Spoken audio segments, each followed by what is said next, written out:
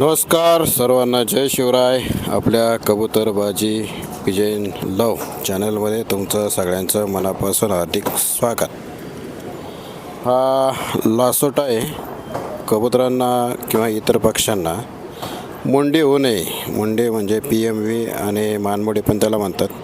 तर मुंडी होऊ नये म्हणून हे वॅक्सिन आपण करत असतो सगळेजण. आणि हे पाहू शकता, हे वेंकीच कंपनीचं आहे आणि त्यावरती लासोटा असं देखील लिहिलेलं असतं. आणि साधारणतः 32-35 रुपयाला मिळतो.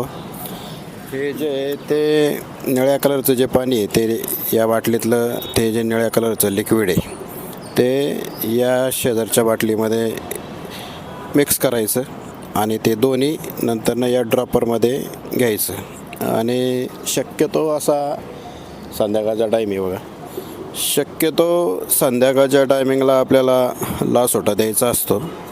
कारण दिवसभर थोडंसं वातावरण गरम असतं आणि लासोटा देण्याची योग्य वेळ किंवा चांगली वेळ ही संध्याकाळी असते. त्यामुळं संध्याकाळी शक्यतो 4-5च्या पुढं, 5 वाजता जरी तुम्ही चालू केलं तरी हा एकत्रित केलेला लासोटा या ड्रॉपरमध्ये ठेवायचा आणि प्रत्येक पक्षाच्या नाकपुडीमध्ये एक थेंब, म्हणजे दोन्ही नाकपुड्यांमध्ये एक थेंब सोडायचा. म्हणजे तुमचा प्रत्येक पक्षी हा प्रॉपरली वॅक्सिनेट झाला आहे असं फिक्स होतं. आणि लासोटा देण्याचं खरं कारण म्हणजे आता कसं असतं, वातावरण ज्यावेळेस बदलत असतं, थंडीतून उन्हाळा चालू होतो, उन्हाळ्यातून पावसाळा चालू होतो, पावसाळ्यातून पुन्हा थंडी चालू होते.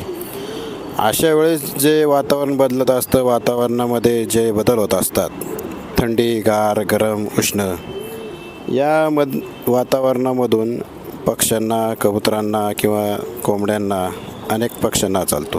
तर मुंडी होऊ नये, PMV होऊ नये म्हणून आपण लासोटा देत असतो. साधारणतः मी 25 वर्षापासून हा लासोटा वापरतो आहे. त्यामुळं मुंडी होऊ नये असं जर आपल्याला वाटत असेल, फार कमी किंमत असते बघा.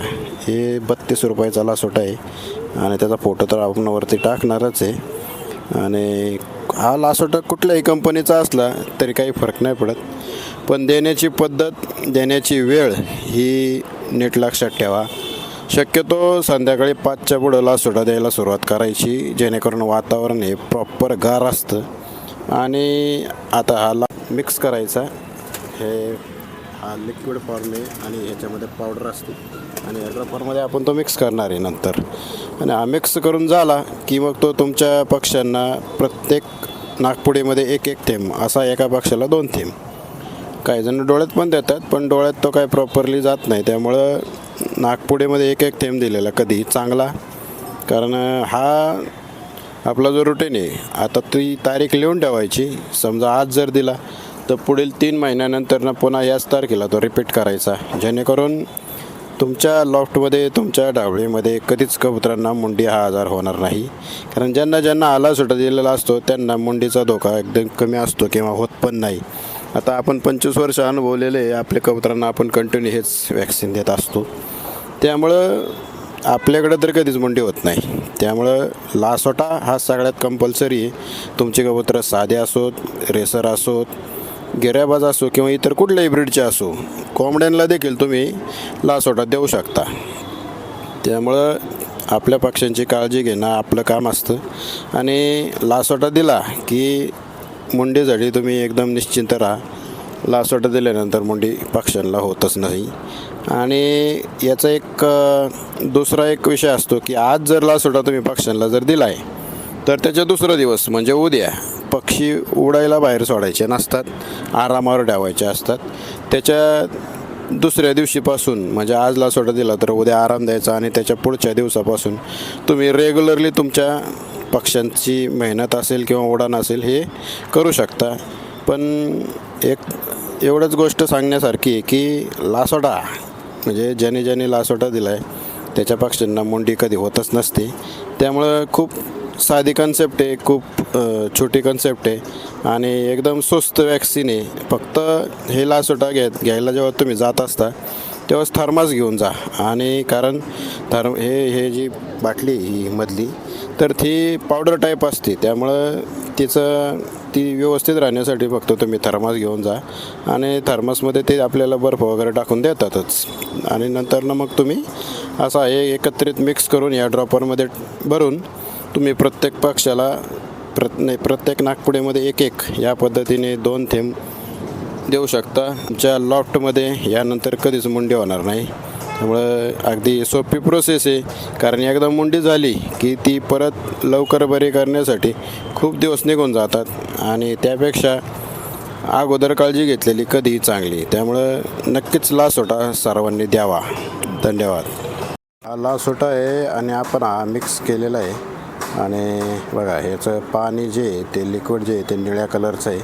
हे कधी कधी ट्रान्सपरंट पाण्यासारखं देखील असतं.